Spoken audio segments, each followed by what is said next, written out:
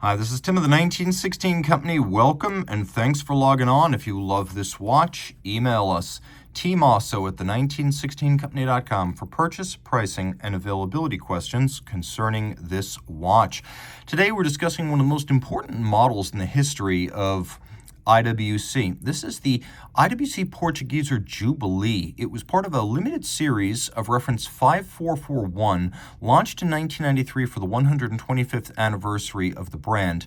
And the reason this is important is because although it is one of the most iconic and best known IWC models of all time, from its debut in 1939 through the early 90s, it was only made in a little over 600 examples, so very few and far between. It was anything but a regular offering in the catalog. That changed in 1993 with the arrival of this. Now, there were several models. We had gold, platinum, and steel. This platinum model is 5441-06, and it's easily the most opulent. So this watch brought back the Portugieser, and ever since it has been a permanent fixture in the catalog and a pillar of the brand. There's a lot to love here. It harks back very faithfully to the 1939 reference 325. We'll talk about that in a moment. Let's talk about some physical specs here. 42 millimeters in diameter with a historically true plexiglass crystal, 10.2 millimeters thick and 50.4 from lug to lug with a 22 millimeter spacing in between the lugs.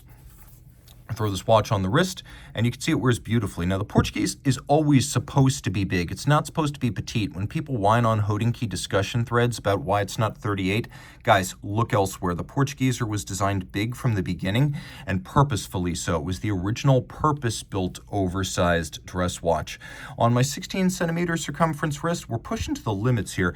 I think 16 centimeters is the smallest wrist that could wear this well, but it will fit easily under a cuff, so no problem there. The strap is high grade. You can see large rectangular scale alligator leather and a very symmetrical cut. So a high grade leather, black, semi-gloss. There is some bolstering or stuffing to give it volume.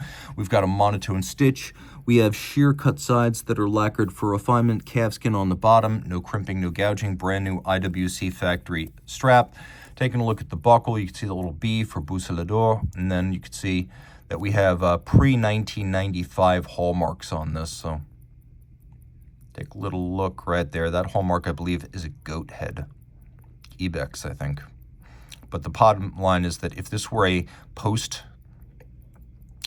half 1995 precious metal watch, we'd have a picture of a St. Bernard on there. So that's where that comes from. The buckle, of course, IWC branded as a combination of polish and satination. And then we jump back to the case, and you can see that unlike a lot of modern day IWC limited editions, this one is individually numbered, and that's very important because it's just a small amount of extra time and attention to make the watch in some way unique. Now, you can see that there's a little gap right here and a gap right here. Those little slots for watchmakers' case knives, those are for the watchmakers to use. That's not damaged in any way, shape, or form. You can see that the lugs ride slightly up the edge of the bezel, which is used to give a larger, fuller, more beautiful lug without adding thickness to the watch. You can see the bezel has a vertical face and then a very narrow concave and then a small flat adjacent to this dramatically boxed plexiglass, which recalls the original and gives you that wonderful vintage watch style off-axis distortion. The crown, as you could see, unbranded because that's how it would have been done historically. And then the watch featuring the vintage International Watch Co. logo on the dial, which I love. Now, the history, I mentioned I'd get back to that. Let's talk about it. In the late 1930s, two gentlemen by the name of Rodriguez and Teixeira came over from Portugal, and they were the Portuguese importers of IWC, and they had a request for a wristwatch that was as accurate as a pocket watch. At the time, the general rule was the bigger the movement, the more precise it is. So pocket watches with a larger size ruled the roost. And if you wanted to make a wristwatch that was as accurate as a pocket watch, the quickest route to getting there was to create a giant purpose-built case that's not an officer's watch, that's not welded lug converted from a pocket watch, but build an oversized case sized for a pocket watch movement. And that's what happened. In the original IWC pocket watch, caliber 74, I believe, was the first movement used in the reference 325 Portugieser of 1939. And this watch is true to that. It's got a pocket watch movement inside, and it's big. Plexiglass crystal, no date, manual wind. We have these lovely applique Arabic numerals. We have dimple style minutes track outboard, leaf-style hands, foy-style hands, small seconds down at the bottom, and yes, the watch does have an enormous hacking lever. There is a hacking seconds function. You can see a downwardly stepped small seconds with an azurage or concentric pattern inside. Now you can see that all of these little dimple-style indices, they have been polished internally, so a lot goes into this. Now turn it all over, and one of the most beautiful movements IWC has ever placed in a modern watch is on display. This is a true pocket watch caliber. It's the descendant of the great caliber 98, and this is actually the 9828. They just kept kind of extending the reference as the caliber evolved over the years. It's huge. At 37.8 millimeters, 19 jewels, you can see a very traditional center wheel pocket watch architecture, 2.5 hertz, 18,000 vibrations per hour, chronometer and high horology style adjustment in 5 positions, manual wind, 54-hour power reserve, and then all of this once upon a time was water resistant to 30 meters, but as old as it is, I would recommend you not test the theory. You're wondering about hallmarks. You could see them again between the lugs, that pre-1995 hallmark for platinum on there. And then you could see just how antiquated this architecture really is. We have a freestanding bridge for the crown wheel, which is used to wind the barrel, which itself has a freestanding bridge. Then we have center wheel, third wheel, fourth wheel, escape wheel, an enormous beating balance.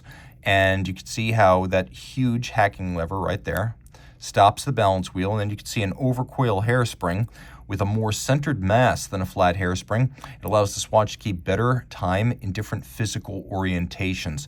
A mirror polished and beveled steel swan's neck fine adjustment mechanism.